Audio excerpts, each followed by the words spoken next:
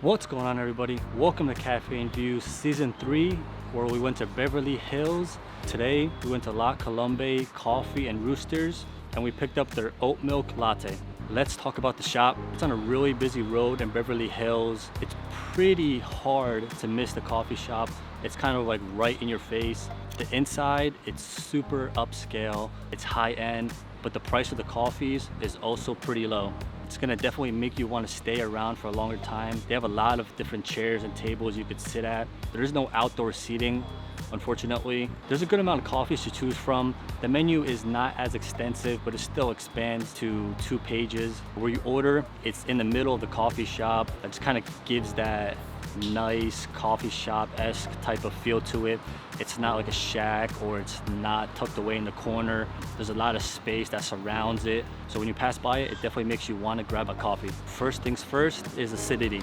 Right off the bat, I'm definitely getting a citrus-like flavor. It's more pronounced. There are some sweetness aspects to this coffee, but I'm predominantly getting more of a sour note. It's more so sour than sweet, but it's not over the top sour. Like this coffee implies, the oat milk is definitely the top flavor. It's covering up a lot of that coffee flavor and the coffee taste, but the sourness is still being more prominent. So this coffee is not sharp, it's more lively and mellow.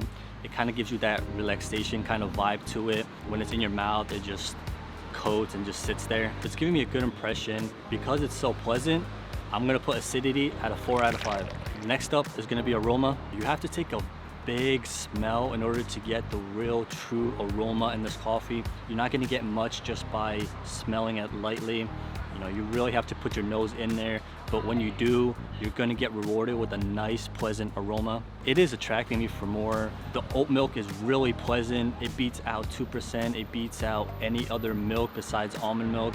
And when I'm smelling it, I can smell the real oat milk that's in the coffee. It's beating out any other flavor. I'm definitely getting a real nutty and chocolatey vibe. It's not sweet, it's not flowery, it's not any other characteristics of that.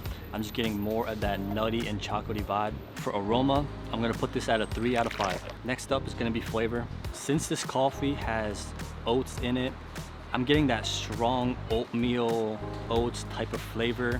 Like it's fresh and it was just put into the coffee. The flavor is not getting enhanced by the aroma just because the aroma is toned down and the flavor is toned up. So if you were to mix them together, you kind of find them in the middle point.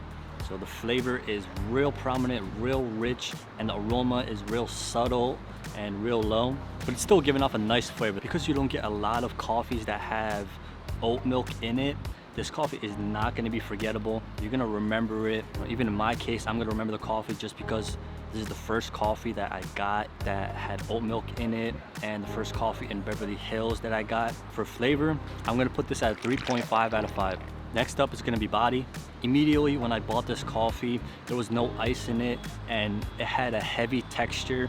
So I knew it was gonna have a milkshake-like feeling and consistency to it. It didn't feel heavy like water or soda. It was more milkshakey, more thick and rich and foamy. Because it's foamy, it's gonna sit on your tongue, it's gonna coat it, it's gonna provide a lot of different layers on your tongue, not just one, but maybe like multiple, 3 or 4. The weight is definitely gonna be there. The coffee coats your taste buds and provides that nice rough texture, not a smooth texture. If you've ever had whipped cream or things along those lines, you're gonna know how this coffee feels. I prefer this kind of texture and weight and feeling over water-like consistencies. I want the coffee to stick around, and I want the coffee to just like really give me an experience other than just taste and aroma. So if you combine it with location, aroma, body, aftertaste, flavor, you're gonna get an overall nice coffee experience. For body, I'm gonna put this at a 4.5 out of 5. Next up is gonna be sweetness. The oat kind of wraps around the sourness and just doesn't make it over the top, doesn't make it too much. It's that right amount of sour. If a coffee had to be sour, this coffee would do a really good job in doing that. For sweetness, I'm gonna put this coffee at about a 2.5 out of 5. Next up is gonna be Aftertaste. Because Aftertaste and body go hand in hand, a lot of the aspects in body is gonna be the same for Aftertaste. This coffee is not drying at all. It's coating your mouth and it sticks around for a long time, so it provides that real wet feeling. It's definitely like a nice smooth feeling in your mouth because it coats your mouth. It provides a nice layer around your entire mouth. The only flavor that really stays and lingers is the oat milk. Everything else is kind of hidden and subtle behind the coffee, which is not a bad thing. If you like oat milk, it's definitely going to be a good thing that a lot of flavors are hidden. If you wanted to get a true depiction of the coffee, you could have just got the coffee black. I do see myself going in for the coffee even more and more. I still got a lot of characteristics to go and I'm more than halfway done. So I just keep going in for the sip unintentionally, and subconsciously I just take the sip while I'm talking and not even realize. So that's definitely a good bonus. For Aftertaste, I'm gonna put this at a 4.5 out of 5. Next up is gonna be complexity. Obviously the looks of this coffee is not complex and neither is the actual ingredients. It's just oat milk, coffee, and that's just about it. Although a lot of coffee shops, they just give you a plain coffee cup. There's nothing on it, there's nothing written on it. The brand of the coffee shop is not there. This coffee shop, it brands the coffee not as well, but this coffee shop does brand itself in a good way. It puts its name on the cup, so as you're drinking it, you're still remembering where exactly you got the coffee from. The taste is pretty simple. Because the oat milk is more prominent and it's really heavy and thick, it gives it more of a leg up in terms of simple coffees where you could just taste the milk in the coffee and it's kind of 50-50. This is more 75-25. You're getting more oat milk than actual coffee. It does blend together with the coffee well. You're not getting the oat milk predominantly and then you're getting a kick of the coffee. It's covered and you're getting that oat milk real heavy, but you're still getting that coffee taste with the oat milk. It's maintaining the same feeling throughout.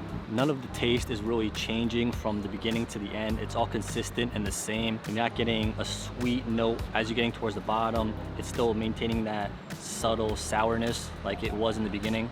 For complexity, I'm gonna put this at a 2 out of 5.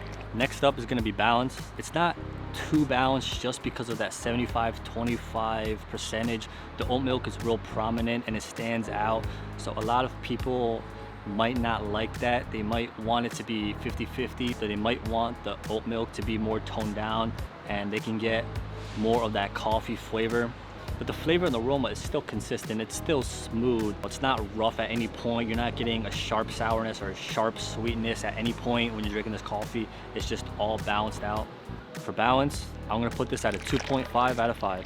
Next up is forgiveness. I'm not forgiving any characteristics or any points because it's a simple coffee and because the oat milk is real prominent. It's doing that on purpose. None of the other characteristics are gonna save it. They all get what they get, but the beans of the coffee are really good. You can't really get a good depiction about the beans in this coffee just because you can't get that real coffee flavor.